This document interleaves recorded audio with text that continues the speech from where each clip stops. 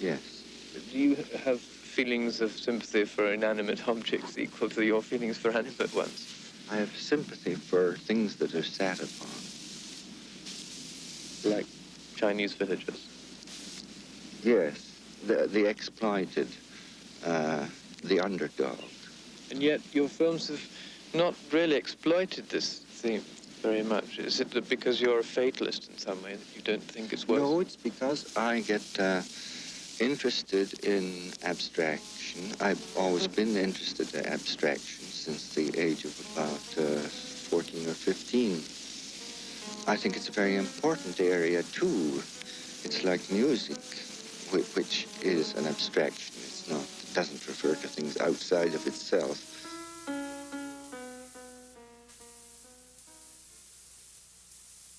In the early 1940s, McLaren was introduced to the tesseract, or the hypercube, by fellow animator George Dunning. McLaren was always fascinated by trompe-l'oeil, and the tesseract particularly caught his fancy. He made several over the years, out of balsa wood. They would hang from the ceiling in the homes of friends.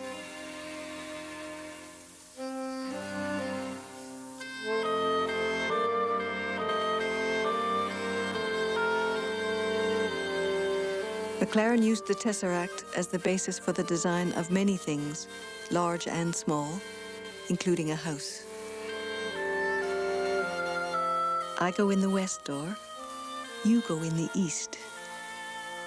I walk down the corridor and go into the second room, on the right, on the ground floor.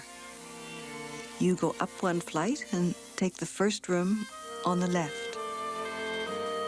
We find ourselves in the same room, the one with the broken window pane. You are one floor higher than me, but we are also in the same room.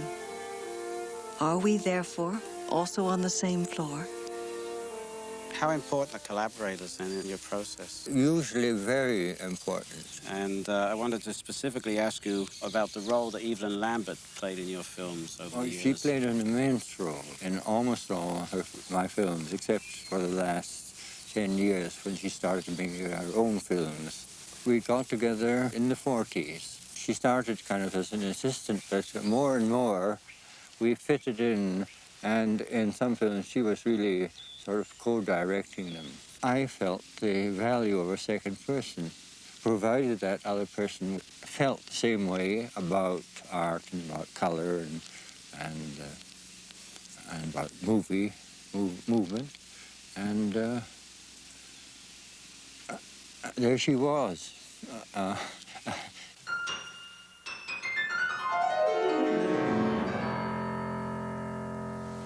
Then there's Grant Monroe.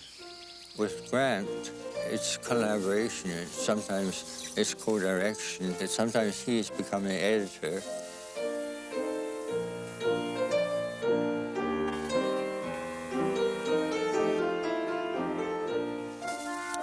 I think I've made more films with people than working myself. In the early days, it was just myself. But regardless of that, the films carry your stamp. I mean, people Maybe I've had a recognize. general idea for the film.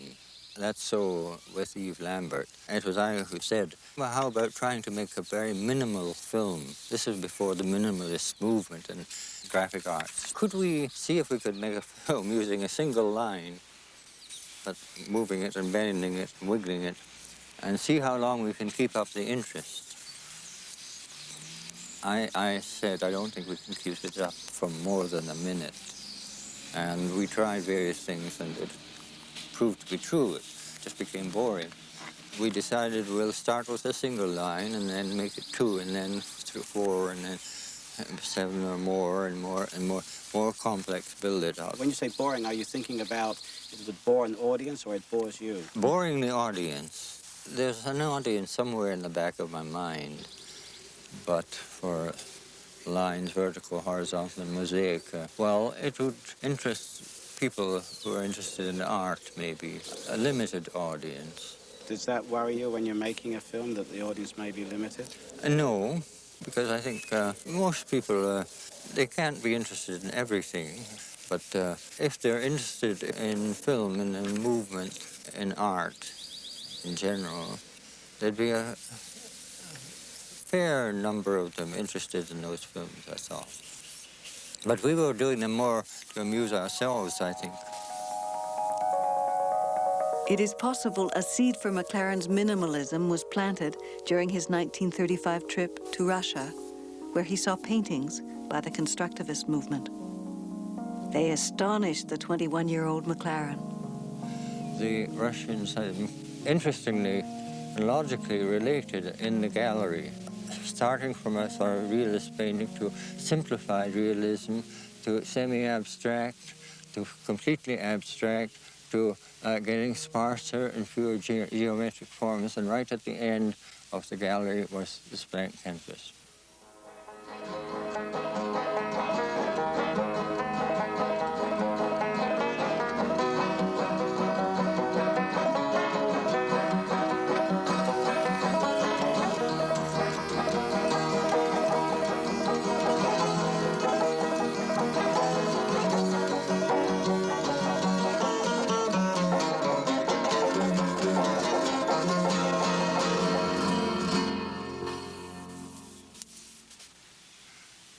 All I can say is that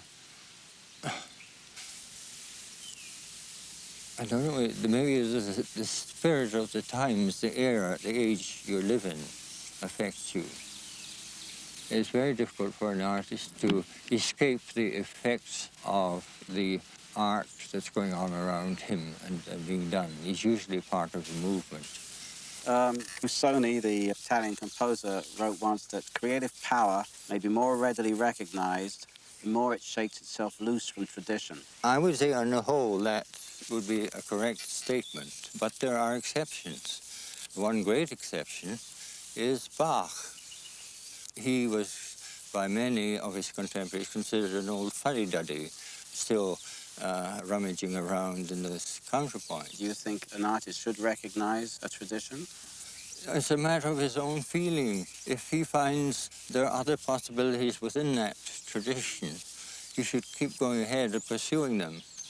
If he gets tired, as I get tired of making a film in one style, and when it's finished, I want to go ahead and do something, if possible, completely different, with a different technique and a different theme. There's always an element of newness in a work of art, I think. And if it's not new, at least it's a refinement of something old. For instance, I consider a Jackson Pollock, no matter what its size and price, to be of the same ilk as a piece of marble that's found that has superb graining and coloring and detail. People of the 20th century are not the first people who appreciated Jackson Pollock kind of art.